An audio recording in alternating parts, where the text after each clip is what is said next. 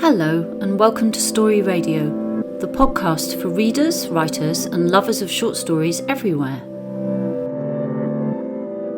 Today we're listening to The Necropolis Railway by Tabitha Potts.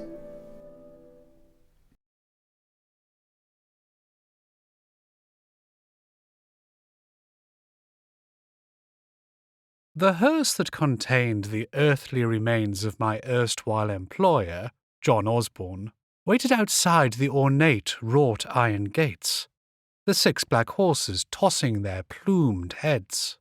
Our little troop of mourners was ushered in through a much smaller door leading to the funeral train, putting me in mind of the Scriptures.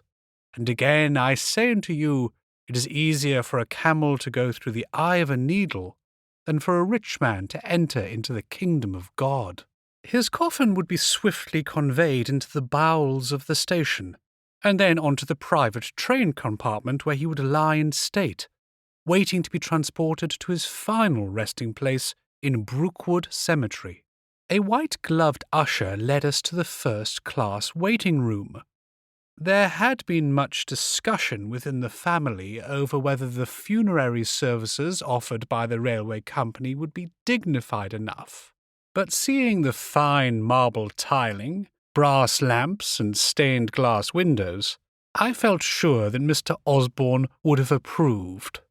I must confess that I was not overwhelmed with grief so much as by curiosity. My funeral invitation also served as a first-class train ticket. In the first-class waiting room, Osborne's mourners filled the benches. Were it not for my employer's untimely demise, I would most likely be travelling in a different carriage. There was a large party of mourners, from his club, his company, and his acquaintances. His widow, a stout lady dressed in dark mourning weeds, wore a weeping veil, through which her face could not be seen. The only bright points of her appearance were her hands, dripping with jewels. Their son, Archibald, a weak-chinned individual whose acquaintance I had made during our time together at university, sat beside his mother. The inestimable Flora sat next to him. In spite of her botanical name, my beloved did not call any particular flower to mind. Her whole demeanour sturdy and sensible, especially in deep black. However, there was nothing wrong with her £1,000 a year, and when she caught my eye, I looked back with all the passion I could muster. She lowered her lashes, in a way that in another woman might perhaps have been coquettish, and I could see blushes mottling her neck and cheeks. At last the interminable wait was over. Our white-gloved Sharon returned and led us onto the train.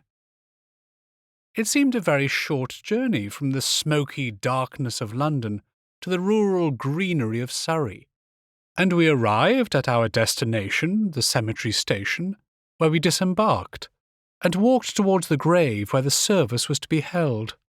Even on a winter's afternoon, I was struck by the beauty of the surroundings. This cemetery was a veritable city of the dead. Rows of tombstones stretched as far as the eye could see.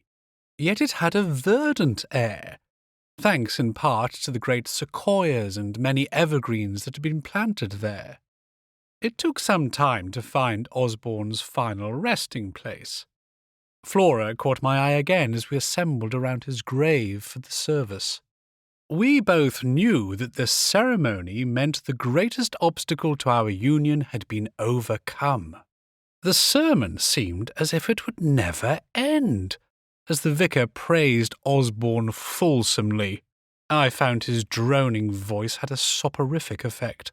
Mrs. Osborne appeared to shed a tear or two, her fat cheeks wobbling like a turkey's wattles beneath the thick veil, while Archie stared above us all, as though seeking consolation direct from the Almighty. The rest of our party returned to the cemetery station, where light refreshments had been laid on, fairy cakes, fish paste and cucumber sandwiches. Flora took my arm and pulled me towards the vicar. "Come, you must meet him." I pulled back from her. "What, that dreary fellow? I have heard enough of him today, I think." "He will officiate when—" She faltered. I realized what she meant. "Of course, my dear, how foolish of me, but I do need a few moments to compose myself first." I felt an unaccountable reluctance now I was so close to my goal. "Very well. Why don't you take the air for a few moments, but don't take too long." Muttering my apologies, I stepped outside again. Lighting my pipe, I set off in the opposite direction. Cogitating as I was, I took little notice of where I was going, and it was only after about 10 minutes that I realized I had no idea where I was. I had a general impression that the memorial stones around me seemed smaller and humbler, less flowery in their wording. "Confound it," I muttered, and then noticed a young lady standing a little distance away from me, and apologetically raised my hat.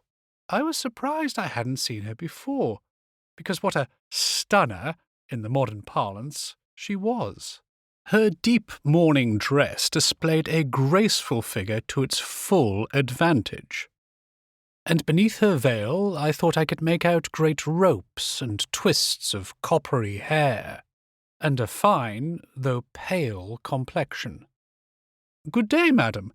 Excuse my confusion just now. I'm afraid I'm a little lost." "Are you now?"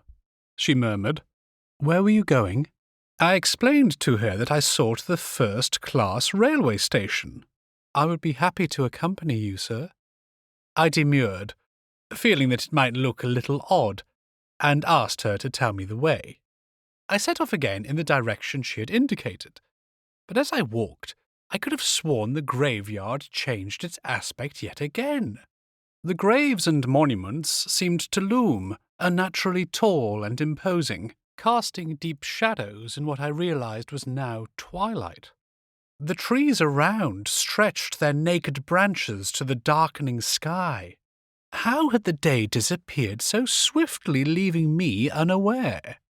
I kept moving along the endless empty streets of the Necropolis, but made no progress.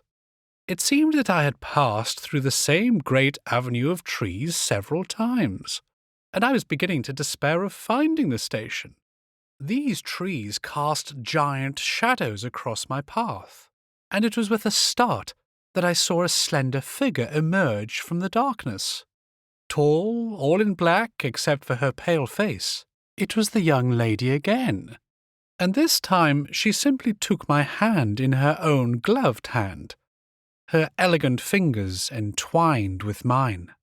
I stole sideways glances at her, trying to make out the colour of her heavy-lidded eyes beneath that veil, as she led me along the darkening paths. Her voice was that of a gentlewoman, but what was she doing out in the evening unchaperoned?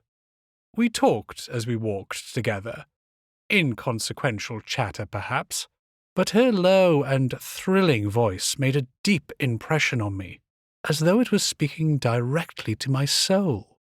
It seemed an age, and yet no time at all, before we reached the bright lights of the railway station, where I was supposed to be reunited with my bride-to-be before we returned to London.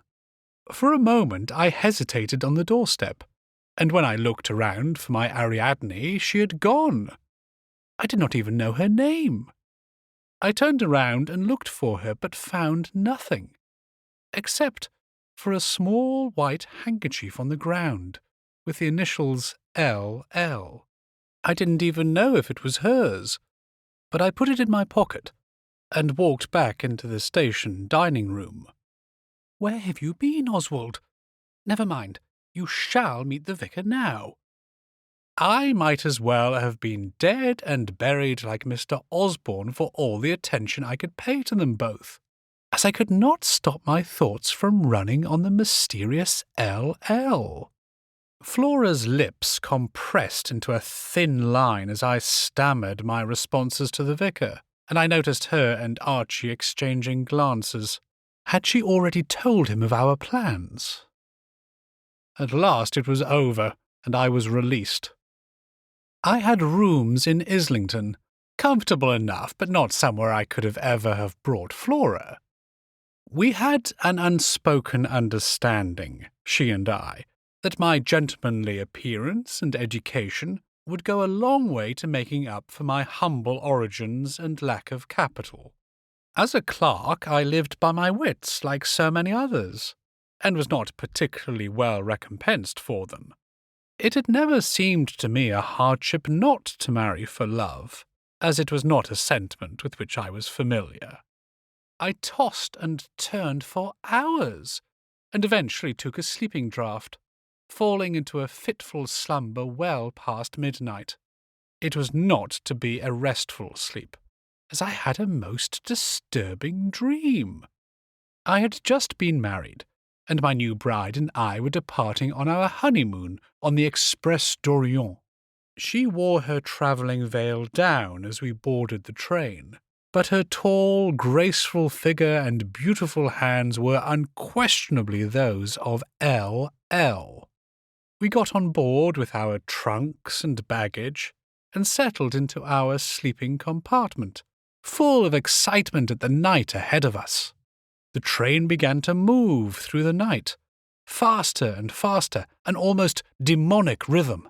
I told my bride I was stepping out for a smoke, such is the irritating perversity of dreams, and started walking through the train. The dining car was empty, but the tables were piled high with food. Oysters, lobsters, a joint of beef, and bottles of champagne. As I walked through, I noticed more and more empty carriages. Where were the other passengers? I reached the front of the train. The stoker was a man of colossal size, his sinews and muscles bulging as he continually heaped more coal into the furnace. As I watched, he was enveloped in tongues of flame, his giant hands still feeding the fire as it started to spread. Horrified, I began to run back through the train. The flames followed behind me at a preternatural speed. The plates of food were now writhing with maggots and decay, and waiters stood unmoving, their eyes empty sockets. My bride awaited me. She lay in her couchette, and I gathered her in my arms and lifted her veil. Oh my God! Her face was destroyed. I cannot get it out of my mind. I awoke late, even for a Sunday, entwined in my bedclothes and somewhat feverish. Outside, the sky was leaden grey. I could not think of eating, so I took my mackintosh and umbrella and headed out. I found my footsteps leading me to Waterloo, and the Necropolis railway once again. I bought a ticket for the 3rd class, hoping to remain unobserved by anyone known to me. I pulled my hat down over my brow, and listened idly to the lamentations of my fellow passengers as the train pulled out. They appeared to be music hall artistes or players of the poorer sort, and a lively crowd, who in a less agitated frame of mind I would have found very entertaining. "Are you here for old Morton?" inquired one fellow, a rubicund gentleman sporting fine mutton-chop whiskers. I inclined my head. "Seems only yesterday he was first on the bill at the Adelphi, and now he'll be 6 feet under an actor's acre." We arrived at the same part of the graveyard with the humbler memorials. I found myself standing while the mourners sang and played with great verve and skill. The rain fell harder and harder, but they sang on, while I began to feel even more sick and giddy. To my astonishment, as well as an accomplished violin solo and several hymns, there was a bawdy music hall song, and at the end the mourners raised their glasses primed with beer to Old Morton. I was about to move away to continue my search when I saw her once more. She stood across from me, a little apart from the rest of the group, wearing the same garb as before, but this time she had her mourning veil pulled back, so I could see her bright eyes and pale complexion. The service had reached its conclusion, and as the mourners came forward one by one to throw earth on their friend's coffin, I tried to find her, but she had slipped away once again. Ignoring the surprised looks and whispers of the people standing around the open grave, I ran away from them in the direction I thought she had taken, ignoring the mud that impeded my progress. I had forgotten my umbrella in my haste, and the rain poured into my eyes so I could scarcely see. Inevitably, I fell to the ground, and found myself prostrate in front of one of the memorial headstones. On it were engraved these simple words: "Out, out, brief candle. L.L. Tragedian, 1860 to 1885. That was The Necropolis Railway, written by Tabitha Potts and read by Nigel Fyfe. The producer was Tabitha Potts. In March, we'll be having a special interview with Lindsay Gillespie, one of our writers, who has been shortlisted for the Costa Short Story Award. So please come back to hear our interview with Lindsay. Thank you and goodbye.